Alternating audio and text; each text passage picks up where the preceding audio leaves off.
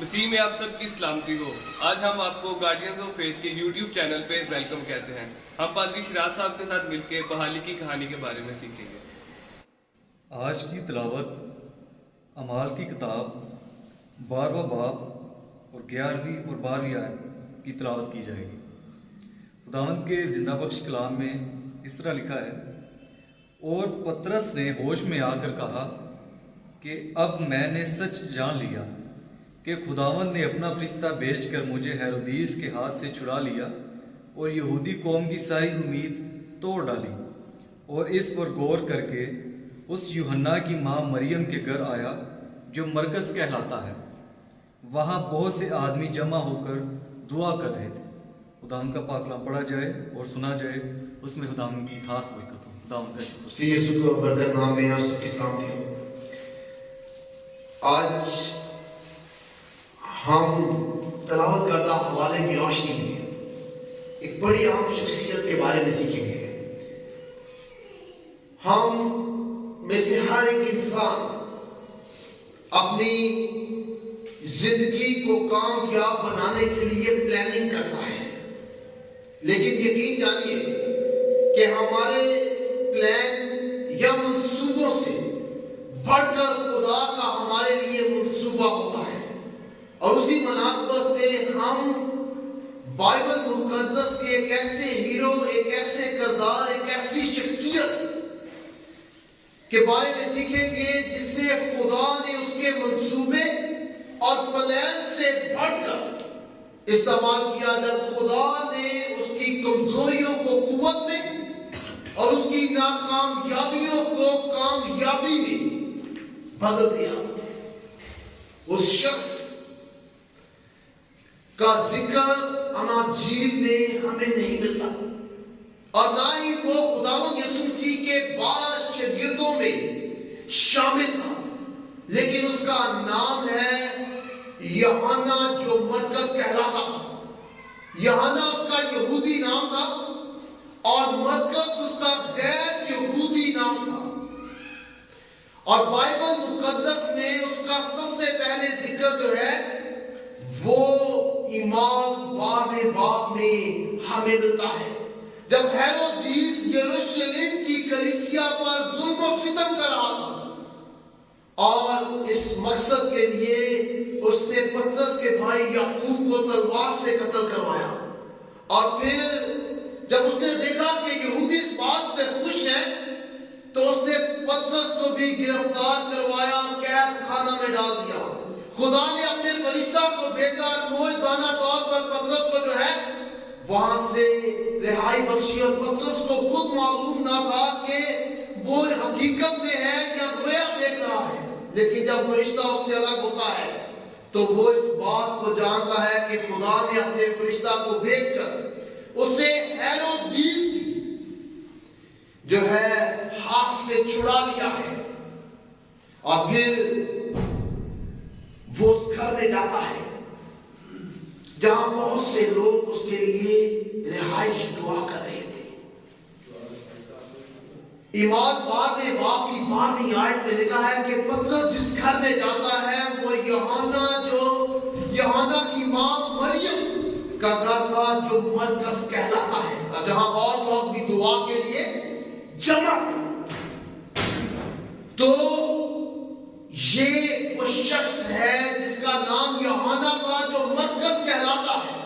جس کی ماں کا نام مریم تھا۔ مریم نام یہودی ناموں میں سے ایک اہم نام تھا، مشہور نام تھا، ہر دوسری عورت کا نام مریم تھا، اور یہ والی مریم جو مرکز کی ماں تھی، دوسری مریم نام کی عورتوں سے مختلف اس بنیاد پر ہے کہ وہ بیوہ تھی اور اس کا ایک جوان بیٹا تھا جس کی وہ پرورش کر رہی تھی، جو یوحنا مرکز کہلاتا تھا۔ وہ ایک ایماندار عورت تھی جو خدا کے خادموں کے لیے دعا کرتی تھی اور ان کے ساتھ خدمت کے کام کو سر انجام دیتی تھی، اور وہ اپنے بیٹے مرکز کی پرورش کر رہی تھی۔ ٹھیک اسی طرح جیسے تموتھیوس کی پرورش اس کی ماں یونیکے نے کی تھی کہ وہ ایمان میں مضبوط ہو، پطرس قید سے آزاد ہونے کے بعد اس گھر میں آتا ہے کیونکہ ان کا اس کے ساتھ روحانی تعلق تھا، اور وہ قید سے آزاد ہونے کے بعد اس جگہ آتا ہے جہاں وہ سب سے زیادہ اعتماد کر سکتا تھا، اور وہ مرکز کا گھر تھا جہاں وہ آتا ہے۔ پھر بعد میں باب کے آخر میں ہمیں بتایا گیا ہے کہ وہاں برناباس اور پالوس بھی آتے ہیں۔ ایمان کی کتاب کو دو حصوں میں تقسیم کیا جا سکتا ہے۔ پہلے 12 باب جو ہے وہ یوحنا رسول اور پطرس رسول کی خدمت کو بیان کرتے ہیں، اور 13ویں باب سے پالوس رسول کی خدمت کو قلم بند کیا گیا ہے۔ اور یہاں پطرس کے قید سے چھوٹنے کے بعد برناباس اور پالوس رسول جو ہے وہ انطاکیہ سے یروشلم میں آتے ہیں، اور وہ وہاں کیا کرنے کے لیے آتے ہیں؟ یروشلم کی کلیسیا کی مدد کرنے کے لیے۔ وہ انطاکیہ کی کلیسیا میں چندہ جمع کرتے ہیں اور یروشلم کی کلیسیا میں لے کر آتے ہیں جہاں آزار ثانیہ تھی، جہاں مشکلات تھی، جہاں مالی مشکلات تھی، اور ان کی مدد کرنے کے لیے انطاکیہ میں چندہ جمع کرتے ہیں اور یروشلم میں اس کلیسیا کی مدد کرنے کے لیے لاتے ہیں۔ اس لیے ایمان 12واں باب اس کی جو ہے 35ویں آیت میں لکھا ہے کہ برناباس اور سول اپنی خدمت کر کے اور یوحنا کو جو مرکز کہلاتا ہے اپنے ساتھ لے کر یروشلم سے واپس آئے۔ یہ مانا جاتا ہے کہ جب برناباس اور پالوس جو ہیں وہ یروشلم میں آئے تو انہوں نے اسی گھر میں رہے جہاں مرکز رہتا تھا، جو مرکز کی ماں مریم کا گھر تھا، اور وہاں انہوں نے چرچ کی خدمت کی، ان کی مالی مدد کی، اور پھر وہاں سے وہ ان کے بیٹے کو، اس مریم کے بیٹے مرکز کو اپنے ساتھ لے کر جو ہے وہ انطاکیہ میں خدمت کے لیے لے کر جاتے ہیں۔ کیوں؟ کیونکہ وہ چرچ کے ساتھ منسلک تھا، نوجوان ہونے کے ساتھ ساتھ وہ چرچ کے ساتھ منسلک تھا، اس کی ماں ایماندار تھی، اور کلسیاں 4 باب کی 10ویں آیت کے مطابق وہ برناباس کا رشتے کا بھائی تھا، یعنی کزن تھا۔ اس بنیاد پر پالوس رسول سے خدمت کے لیے انطاکیہ کے ساتھ لے جاتا ہے۔ لیکن جب ہم 13ویں باب میں انطاکیہ کے پاسبانی خدمت کرنے والوں کی فہرست کو دیکھتے ہیں تو ان پاسبانوں کے ناموں میں اس کا نام درج نہیں ہوتا ہے، بلکہ ایمان 13ویں باب کی 5ویں آیت میں مرکز کے بارے میں لکھا ہے کہ وہ ان کا خادم تھا، یعنی وہ پاسبانی خدمت نہیں کرتا تھا، منادی نہیں کرتا تھا، بلکہ منادی کرنے والوں کی خدمت کرتا تھا، ان کی معاونت کرتا تھا۔ اور پالوس رسول جو ہے وہ برناباس کے ساتھ اپنے مشنری سفر کا آغاز کرتا ہے، اور وہ اس معاونت کرنے والے نوجوان کو جس کا نام مرکز ہے اسے بھی اپنے ساتھ لے لیتے ہیں۔ اور پالوس کا مشنری سفر آسان نہیں تھا، مشکلات سے بھرا ہوا تھا، اس میں چیلنجز تھے، اور یہ خدا کا کلام ہمیں بتاتا ہے۔ اور جب وہ انطاکیہ سے نکل کر جس جگہ پہلی بار پہنچے، خدا کا کلام بتاتا ہے کہ وہاں ان کا سامنا ایک ایسے شخص سے ہوا جو جادوگر تھا، جو جھوٹا نبی تھا، انہیں خدمت سے روکتا۔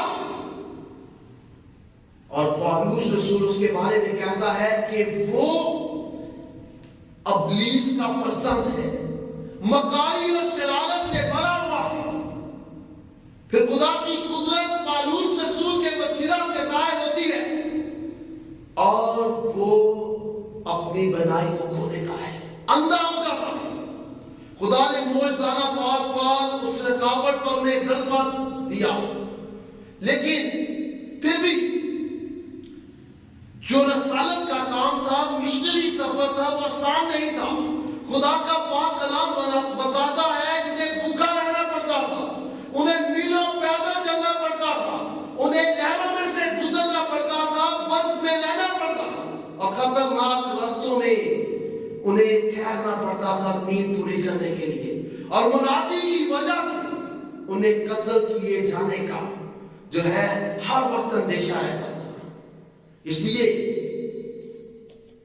ایمان کی کتاب اس کے 13 باب کی 13 آیت میں وہ نوجوان جسے انہوں نے اپنے ساتھ خدمت کے لیے لیا تھا، وہ ایمان 13 باب کی 13 آیت کے مطابق کہتا ہے کہ اب میں نہیں جاؤں گا، میں یہاں سے واپس اپنے شہر یروشلم اپنی ماں کے پاس جاؤں گا۔ وہ ان سے جدا ہو کر یروشلم واپس چلا جاتا ہے۔ پالوس اور برناباس اس مشنری سفر کو جاری رکھتے ہیں اور کچھ سالوں کے بعد اس مشنری سفر کو پورا کر کے آتے ہیں۔ ایمان 15 باب میں رسولوں کے اجلاس میں شامل ہوتے ہیں اور ایمان 15 باب کی جو 36 آیت اس کے مطابق برناباس پالوس سے کہتا ہے کہ جن علاقوں میں ہم منادی کر کے آئے ہیں ان بھائیوں سے ملنے کے لیے ہمیں دوبارہ جانا چاہیے، اور پالوس اس بات پر آمادہ ہوتا ہے، لیکن برناباس اس سے صلاح دیتا ہے کہ ہم ساتھ مرکز کو بھی لے کر جائیں گے، لیکن پالوس رسول انکار کرتا ہے۔ اس بات پر دونوں کا تکرار خدا کے پاک کلام میں لکھا ہے ہوتا ہے اور دونوں اپنے راستے جو ہے وہ جدا کر لیتے ہیں۔ پالوس سیلاس کے ساتھ الگ خدمت کے لیے چلا جاتا ہے اور برناباس مرکز کو لے کر الگ چلا جاتا ہے۔ پالوس نے کیوں اس نوجوان مرکز کو اپنے ساتھ لے کر جانے سے منع کیا؟ کیونکہ پہلے دن وہ خدمت میں آنے والے خطرات سے ڈر کر واپس چلا گیا تھا۔ پالوس رسول اسے کمزور سپاہی مانتا ہے جو جنگ چھوڑ کر بھاگ جاتا ہے، وہ اسے وہ شخص مانتا ہے جو خدا کی قوت پر بھروسہ نہیں رکھتا اور خدمت کے کام کو چھوڑ کر ڈر کر واپس چلا جاتا ہے، اس لیے وہ دوبارہ اس کے ساتھ لے کر نہیں جانا چاہتا۔ لیکن برناباس کا کیونکہ وہ کزن تھا اور وہ چاہتا تھا کہ اسے خدمت کے ساتھ لے کر جائے، اس بات پر دونوں کا تکرار ہوتا ہے اور ایک دوسرے سے الگ ہو جاتے ہیں۔ پھر اس شخص کا مرکز کا نام 10 سال کا خدا کے پاک کلام میں کہیں بھی درج نہیں کیا گیا، لیکن 10 سال کے بعد جب پالوس رسول روم میں گیا تھا تو اس نے کلسیوں کی کلیسیا کو خط لکھا قید خانہ سے، اور اس خط کے آخر میں کلسیوں 4 باب کی 10 آیت میں وہ اسی مرکز کا نام لیتا ہے جو برناباس کا کزن تھا، رشتے میں بھائی تھا، اور کہتا ہے کہ تم مجھ سے اچھی طرح ملنا، یعنی جب وہ تمہارے پاس آئے تو اس کا استقبال کرنا۔ کیوں؟ کیونکہ وہ میری قید میں ہم خدمت اور اس کے ساتھ ہونے سے مجھے تسلی ہوتی تھی۔ وہ شخص جس کے بارے میں پالوس رسول جو ہے وہ 10 سال پہلے کہتا ہے کہ یہ کمزور سپاہی ہے، خدا پر ایمان اور اعتقاد نہیں رکھتا ہے، وہ خدا کی قوت پر بھروسہ نہیں کرتا اور خدمت میں خطرات کی وجہ سے واپس چلا گیا ہے، خدمت کو چھوڑ کر اسے وہ ساتھ لے کر نہیں جائے گا۔ لیکن 10 سال بعد وہ کلسیوں کی کلیسیا کو کہتا ہے کہ جب وہ آئے تو اس کا استقبال کرنا، کیونکہ وہ میرا ہم خدمت ہے اور اس کے ساتھ ہونے سے مجھے تسلی ہوتی ہے۔ اسی قید کے دوران اس نے فلیمون کو خط لکھا جو ایک ایماندار شخص تھا، اور اس خط کے آخر میں 24ویں آیت میں وہ اپنے ہم خدمت ساتھیوں کی طرف سے اسے سلام کہتا ہے اور ان میں مرکز کا نام بھی شامل کرتا ہے۔ پھر وہ دوبارہ جب دوسری دفعہ روم کی قید میں گیا تو اس نے وہاں تیموتھیوس کا خط لکھا، اور دوسرے تیموتھیوس کے 4 باب میں وہ کہتا ہے کہ میں اچھی کشتی لڑ چکا ہوں اور اب میں خداوند کے آرام میں جانے کا انتظار کر رہا ہوں۔ لیکن دوسرا تیموتھیوس کے 4 باب یاد نہیں آئی۔ وہ تیموتھیوس سے کہتا ہے کہ لوک میرے ساتھ ہے، لوکا میرے ساتھ ہے، اور تم آتے ہوئے مرکز کو اپنے ساتھ لے آنا، کیونکہ خدا کی خدمت میں وہ میرے بہت کام کا ہے۔ ایک شخص جسے وہ اپنے ساتھ لے کر نہیں جانا چاہتا تھا، 10 سال بعد وہ اسے اپنا ہم خدمت کرتا ہے، تلسیوں کی کلیسیا کو اس کے استقبال کے لیے کہتا ہے اور اپنی زندگی کے آخری ایام میں اس کے ساتھ رہنا چاہتا ہے، اسے دیکھنا چاہتا ہے، اس کی رفاقت رکھنا چاہتا ہے۔ کیوں؟ 10 سال میں وہ کیسے بدل گیا؟ وہ شخص، وہ نوجوان مرکز جب خدمت کے خطرات سے ڈر کر واپس یروشلم چلا گیا تو وہاں ایک اور خدا کا سورما تھا، پطرس رسول، جو اس بات کو جانتا تھا کہ اگر زندگی میں فیل ہو جاتے ہیں، ناکام ہو جاتے ہیں،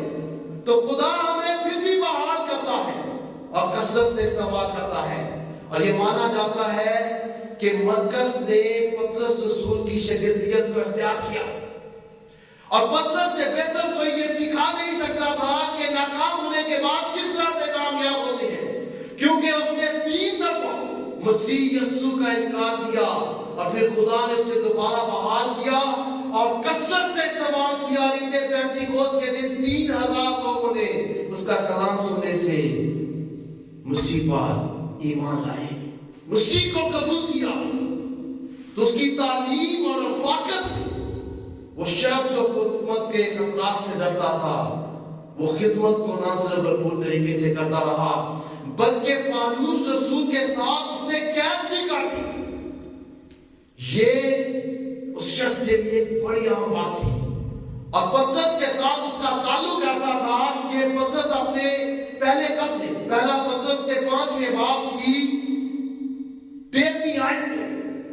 وہ کہتا ہے کہ مرکز میرا بیٹا ہے۔ وہ اس کا جسمانی بیٹا نہیں تھا، وہ اس کا روحانی بیٹا تھا، جو اس کی تعلیم کو ماننے والا، اس پر عمل کرنے والا تھا۔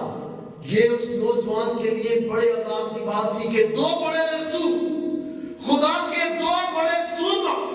اسے اپنا شاگرد مانتے تھے، اسے اپنا ہم خدمت مانتے تھے،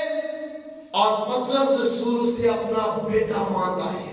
روحانی بیٹا مانتا ہے۔ اور پالوس رسول اپنی زندگی کے آخری لمحات میں اسے دیکھنا چاہتا ہے، اس کی رفاقت رکھنا چاہتا ہے۔ یہ اس کے لیے بڑے اعزاز کی بات ہے۔ لیکن اس سے بڑھ کر خدا نے اسے وہ اعزاز بخشا جو نہ پطرس کو بخشا گیا، نہ پالوس رسول کو، کیونکہ خدا نے اس شخص کو جو خدا کی خدمت میں خطرات سے ڈر گیا تھا بحال کیا، اور پھر 4 اناجیل میں سے ایک انجیل،